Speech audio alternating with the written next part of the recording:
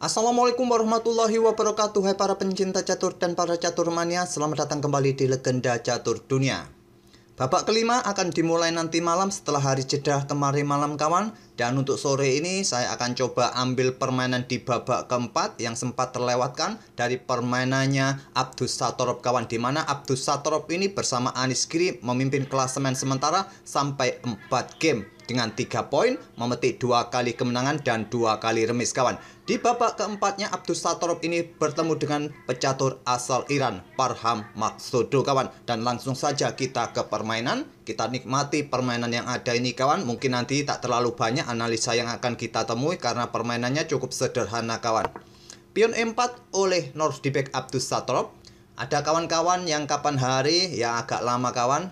Admin ini kenapa nyebutkan nama Nordibek ini dengan Nordibek? Lidahnya admin lebih gampang ngomongnya Nordibek kawan ketimbang Nordibek. Jadi harap maklum saja. Pion E5 oleh Parham dan kita temui pembukaan Ruy Lopez kawan. Pion A6 Morphy Defense, gajah A4, kuda F6, rokade, gajah E7. Langkah-langkahnya sudah sangat sering kali mainkan. Dan di sini Nordibek memilih dengan pion D3 terlebih dahulu ketimbang dengan benteng E1 kawan. Bermain dengan variasi Ruy Lopez tertutup pion D3. Dibal juga dengan pion D6, segera mengeluarkan gajah-gajahnya kedua pemain. Pion C3 terlebih dahulu untuk dukungan pion pusatnya mencegah pergerakan kuda yang ingin manuver kawan. Nanti diikuti dengan gajah G4 terlebih dahulu pion B5 agar terhindar dari pimpinan agar kudanya bisa bergerak ke petak D4. Oleh karena itulah pion C3 ini banyak fungsinya, juga untuk memberikan ruang gajah untuk ditarik mundur jika diperlukan kawan. Setelah pion B5 ini tentunya. Rokade oleh Parham, benteng E1, pion B5, gajah C2, di sini benteng E8. Persiapan dibuka lajur E ini kawan bagi benteng untuk perkuat petak pusatnya. Mungkin gajah di Viacento di petak G7 setelah pion G6 nanti. Kuda B berkembang ke D2, biasa manuver sampai petak G3 ataupun petak E3 nanti untuk memperkuat petak pusat atau mencapai petak F4 seperti biasa. Gajah F8, kuda F1. Dan di sini kawan Stockfish lebih menyukai pion H6 ketimbang pion G6 kawan.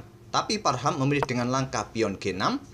Pion H3 jelas kontrol petak G4 dari aktivitas gajah yang mencoba mengganggu di diagonal terhadap petak F3 ini kawan. Gajah G7, kuda G3, lanjut Abdus Satorov. Dan di sini Parham mulai gebrak petak pusat serang dengan pion D5. Kalau Stockfish menyarankan pengembangan perwira terlebih dahulu kawan sebelum sentral ini didobrak. Dengan gajah berkembang ke petak B7 terlebih dahulu, tapi langsung memilih dobrak petak pusat dengan pion D5, ditolak, ditantang dengan pion D4 kawan. Kira-kira di posisi seperti ini saat ada tantangan dua pion hitam ataupun sebaliknya, kira-kira kalian pilih yang mana kawan? Kalau Stockfish menyarankan pion D pukul pion E4 terlebih dahulu, pilihan nomor 2-nya adalah kuda ambil pion E4 ini kawan. Dan jika ini yang terjadi, ya sama saja kawan, diambil balik oleh kuda terlebih dahulu. Kalian eman-eman atau sayang kawan dengan gajah terang, lebih baik pertukaran dengan kuda, diambil balik, barulah kalian ambil balik dengan gajah. Ya hitung-hitungannya hampir sama kawan secara materi, tapi tentu akan menghasilkan permainan atau posisi yang berbeda. Pion D pukul pion E4, pilihan Parham kawan, dan diambil balik oleh kuda, tantang pertukaran. Nanti jika ditolak, gajah ini siap juga bergerak untuk mengepin kuda F6. Harus berhati-hati dan Parham melanjutkan dengan langkah pion E pukul pion D4. Stockfish lebih menyukai langsung terjadi pertukaran kuda, tapi Parham membuka lajur E dengan pion E pukul pion D4. Barulah gajah G5 kawan tidak melanjutkan untuk ambil pion ini. Sepertinya membuat langkah pengorbanan. Kalau seumpama hitam melanjutkan dengan langkah pion D pukul pion C3, putih akan diuntungkan kawan. Kuda pukul kuda terlebih dahulu tempo skak, diambil balik oleh gajah, benteng ambil benteng skak, dan di sini diambil balik oleh menteri. Putih mendapatkan satu perwira, satu keuntungan kawan, dan tetap menjaga diagonal gelap ini. Oleh karena itu Parham melanjutkan pengembangan gajah terang E6. Kalau Stockfish lebih menyukai petak D7 kawan untuk mengantisipasi tadi ancaman untuk melanjutkan pion pukul pion agar menteri tetap menjaga petak F6 dan jika terjadi pertukaran benteng masih bisa diambil balik oleh gajah, tapi memilih petak E6 bagi gajahnya untuk menghindari, sama halnya tujuannya untuk menghindari pertukaran di lajur E ini kawan. Dan di sini harusnya sudah saatnya pion C pukul pion D4 dipilih oleh Abdus Satorov, tapi memilih tantang gajah terang di petak B3. Sekarang keuntungan putih sudah hilang kawan, pion H6 terlebih dahulu. Selanjutnya gajah pukul gajah terang terlebih dahulu kawan dan diambil balik oleh benteng. Kalau hitam ambil gajah gelap terlebih dahulu ya gajah akan diluncurkan ke peta F7. Oleh karena itu gajah terang langsung diambil balik oleh benteng. Dan selanjutnya kuda pukul kuda skak diambil balik oleh gajah kawan, benteng pukul benteng diambil balik oleh pion, dan di sini tidak mencoba ambil pionnya ada di peta H6 kawan atau melakukan pertukaran langsung tapi memilih menteri ke peta E2. Seumpama ambil pion ini kawan, apa yang akan dilakukan oleh hitam? Ya akan melanjutkan pertukaran pion di sini dengan dukungan gajahnya, tentu masih bisa diambil balik. Mungkin menteri ini akan bergerak ke peta C2, coba backup pionnya ataupun mencoba rebut pion yang ada di peta G6, raja bergeser ke peta H7, mungkin di sini benteng bergeser ke peta D1, ancam menteri. Dan bisa berlanjut kuda ke peta B4 mencoba ancam menteri putih juga bisa, atau menteri bergeser ke peta E7, gajah ini mungkin akan ditarik dan akan melanjutkan pion C pukul pion B2 atau kuda B4 terlebih dahulu. Hitam akan mempunyai inisiatif segera keluar juga kawan. Coba lihat bentengnya pun sudah siap untuk keluar juga. Oke, kembali lagi ke langkah aslinya. Di sini memilih untuk menteri ke peta E2 dan dilanjut pion ambil gajah G5. Menteri ambil pion E6 skak, lanjut Abdus Satrop mendapatkan kuda di peta C6 kawan. Raja bergeser, menteri ambil kuda, pion D pukul pion C3, pion B pukul balik pion C3. Coba kita berhenti sejenak kawan, kita perhatikan buah-buah di atas papan. Sama-sama mempunyai 5 pion, cuma konstruksi posisinya sedikit berbeda, tidak seimbang lagi. Putih mempunyai 2 pion terpisah di lajur A dan di lajur C, sedangkan hitam mempunyai pion yang bertumpuk di lajur G kawan. Hitam mempunyai kekuatan gajah yang punya range serangan lebih jauh daripada kuda dalam permainan terbuka semacam ini. Ya, kalau dilihat dari keunggulan materi, keunggulan perwira, jelas hitam mempunyai keunggulan. Tapi konstruksinya pion ini juga kurang bagus kawan. Menteri cukup aktif, tekan benteng, tekan pion A6, tekan gajah, bentengnya pun juga siap keluar ke lajur E, maksud saya ke baris pertama ini, dan ditumpuk nanti di peta E6 memberikan tekanan pada 2 peta ini bisa dilakukan oleh putih. Memang secara kasat mata sementara ini putih masih baik-baik saja dan sedikit lebih baik daripada hitam. Pion B4 lanjut Parham untuk mendapatkan benteng kawan, kalau diterima jelas ditolak, benteng E1 terlebih dahulu. Pion B pukul pion C3, Parham sekarang unggul 1 pion untuk sementara, tapi masalahnya bertumpuk lagi kawan. Benteng E6, raja bergeser ke G7, kuda ke E5 menantang hitam untuk mencoba pertukaran langsung, sudah saatnya atau nanti ditunda dulu kawan. Terlebih dahulu menteri meluncur ke D1 skak, raja ke H2, barulah Parham melakukan pertukaran, berharap permainan endgame benteng versus benteng mungkin kawan, diambil balik oleh benteng. Dan pion ini tidak didorong kawan karena posisinya menteri juga ancam benteng. Tapi kira-kira apakah lebih cepat kawan kalau didorong sekarang? Ya, benteng ini akan bergerak ke peta E6 kawan, membiarkan pion ini promosi, tapi ancamannya serius kalau sampai dipromosikan seperti ini kawan. Ancamannya skakmat lebih cepat akan didapat kawan. Benteng ambil pion G6, raja bergeser kemana terserah. Anggap saja ke peta H7, kalau Stockfish menghitungnya ini lebih lambat untuk skakmat kawan, maka benteng akan ke peta H6, terus dikejar-kejar, dan sampai di sini silakan kalian lanjutkan sendiri. Oke, kembali lagi ke langkah aslinya. Jadi Parham di sini menantang pertukaran menteri atau menantang pertukaran benteng. Putih bisa pilih benteng hitam, menteri hitam bisa mendapatkan benteng E5. Abdus Satrop memilih ambil pion C3 dan persiapan discover kawan, tapi sementara ini harus diantisipasi pimpinan terlebih dahulu sebelum discover, dan benteng ditekan dengan benteng E8. Diantisipasi dengan pengorbanan pion F4 jika diterima kawan oleh hitam seperti ini. Benteng siap melakukan pergerakan, ambil benteng hitam atau bergerak untuk ke peta-peta terang untuk maksud saya kalau ke sini tidak mungkin lagi nanti blokade oleh menteri di sini. Jadi pergerakan ya ke peta terang, ke peta E6 ini untuk mendapatkan menteri. 2 peta kawan, hajar benteng atau ke peta E6 discover check. Oleh karena itu di sini Parham memilih dengan rajanya bergeser ke F8. Abdus Satrop memilih ambil pion G5, menteri hitam ambil pion F4 skak dengan tempo ancam benteng. Blokade dengan benteng, mengamankan benteng juga, dan benteng naik ke peta E6 untuk menjaga 2 pionnya kawan di baris ke-6. Selanjutnya raja bergeser ke G1 untuk menghindari pimpinan dan persiapan ancam menteri di peta F3. Raja bergeser lagi ke G8. benteng D3 mencoba ingin menyerang nanti kawan baris belakang.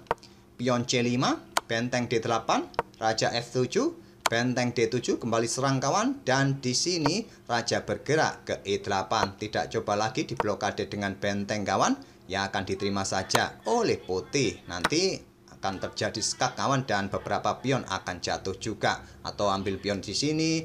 Di sini juga ada beberapa pilihan yang lebih bagus dengan tempo ambil pion C5 kawan. Raja mundur ke E8, benteng D5 untuk persiapan ambil pion. Menteri ke peta H4 untuk memberikan backup bagi benteng melakukan ancaman di peta E1. Benteng mundur lagi ke D1, pion C4 untuk melepaskan diri dari tekanan menteri kawan, dan selanjutnya benteng F1. Di sini raja bergerak ke D7, menteri ke B4 kawan, mencoba menusuk lewat B7 nanti, didahului oleh hitam menteri D4 skak, raja ke H1, menteri ke D5, coba kawal peta B7. Di sini kawan, pilihan terbaik adalah menteri ini mundur kawan ke peta B2 tapi memilih bergerak ke peta F8. Mencoba memberikan dukungan bagi benteng di sini, dan benteng ini bergerak ke peta E2 merupakan pilihan terbaik. Kalau ada benteng putih untuk melakukan skak di peta F7, raja tinggal bergeser ke peta C6 tapi memilih benteng E7. Dan di sini kawan, menteri mundur ke F2 pilihan terbaik, memilih menteri ke F6. Banyak langkah-langkah yang kurang akurat di beberapa langkah berikutnya ini kawan. Pion G5 tadi patutnya didorong segera kawan untuk memberikan perlindungan bagi pionnya, tapi memilih untuk ancam peta G3. Pion tidak bisa ambil kena pin dan dibiarkan oleh Abdus Satrop bentengnya naik ke peta F4. Di sini raja bergeser ke C7 untuk menghindari ancaman di sini kawan. Kalau tadi melakukan serangan ambil pion yang ada di peta H3 ini, maka pion ini juga jatuh kawan. Selepas raja bergeser, mungkin di sini benteng akan digeser ke peta D3, tapi pion ini juga jatuh. Oleh karena itu raja digeser ke C7 dan raja putih bergerak ke peta A2, lindungi pion merupakan pilihan terbaik kawan, atau menghindari pin-pinan dari menteri hitam, tapi memilih benteng ancam menteri ke D4. Benteng F7 pilihan terbaik, saling ancam dan mengawali permainan endgame benteng versus benteng yang kemungkinan bisa berakhir miss kawan. Memilih menteri mundur ke peta H8, menteri B5 bagusnya tadi bergerak ke peta E6 saja kawan, mencoba nanti bergerak ke peta E1 atau mengawali diagonal ini dan ancaman skakmat kawan. Memilih peta B5, pion A4 dikorbankan kawan dan ditolak dengan langkah menteri C5. Seumpama diterima kawan, berbahaya, ancamannya serius. Menteri bisa bergerak ke peta D8 melakukan skak, ini memaksa raja akan bergerak ke peta terang ini kawan, dan nanti bisa dilanjut dengan benteng ini bisa jatuh. Kalau ke sini ya diikuti menteri bergerak ke sini, benteng jatuh. Kalau bergerak ke sini sama saja kawan, menteri bergerak ke sini, benteng jatuh. Oleh karena itu ditolak, menteri bergeser ke C5 dan dilanjut dengan benteng mundur ke D1, benteng D7 tantang Parham. Ditolak benteng B1 memberikan dukungan bagi menteri. Benteng D8 blokade, menteri bergerak ke G7 skak, blokade dengan benteng. Menteri mundur ke B2 tetap memberikan ancaman di peta B8. Raja bergerak ke peta C6. Kalau Stockfish tadi bergerak ke peta D6 kawan, memberikan ruang bagi raja untuk bergerak. Memilih raja bergerak ke C6, menteri B8, diikuti dengan langkah benteng D3. Langkah kesalahan kembali dipilih oleh Parham. Pion C3 segera didorong, menurut Stockfish sedikit lebih kuat, tapi benteng D6. Meninggalkan peta B7 diserahkan kepada Abdus Satrop, menteri B7 skak, raja D6, menteri ambil pion A6 skak, dan tidak mungkin blokade dengan menteri, ada ancaman di sini nanti kawan. Di sini raja mundur ke E7, menteri ambil pion G6 dan tersisa hanya satu pion, sudah dalam ambang kemenangan putih di sini kawan. Raja bergeser ke D7, sekarang pion A5 mulai didorong dikorbankan kawan, ditolak dengan langkah menteri D5 untuk mengawasi peta ini, juga memberikan dukungan bagi benteng. Menteri G4 skak, raja D6, sekarang pion mulai didorong kawan. Pion hitam juga didorong, benteng B6 skak, raja ke E5, dan dilanjut dengan langkah menteri G5 skak, raja E4, menteri ke E7 skak, blokade oleh menteri kawan, dan sekaligus menjaga peta ini persiapan ancaman skakmat. Kalau benteng bergerak di sini ya wassalam, raja putih ini kena skakmat, tidak berani memberikan serangan tusuk sate kawan. Jadi menteri bergerak ke peta H4 skak, Dan di sini kawan, pilihan terbaik raja ini bergerak ke petak E3 ataupun juga mundur lagi ke petak D5 merupakan petak yang bagus, tapi memilih untuk ke petak F5 kawan. Artinya memberikan kemenangan yang lebih cepat pada Abdus Satrop dengan satu langkah skakmat menteri G4, skakmat di langkah ke-64. Itulah kawan permainan Abdus Satrop yang sempat kita lewatkan sampai game keempat belum pernah kita ulas, baru ada jeda kemarin, baru sekarang bisa kita ulas. Semoga permainan dari kedua pemain tadi bisa menghibur kalian dan kita akan bertemu di video-video berikutnya. Terima kasih. Wassalamualaikum warahmatullahi wabarakatuh.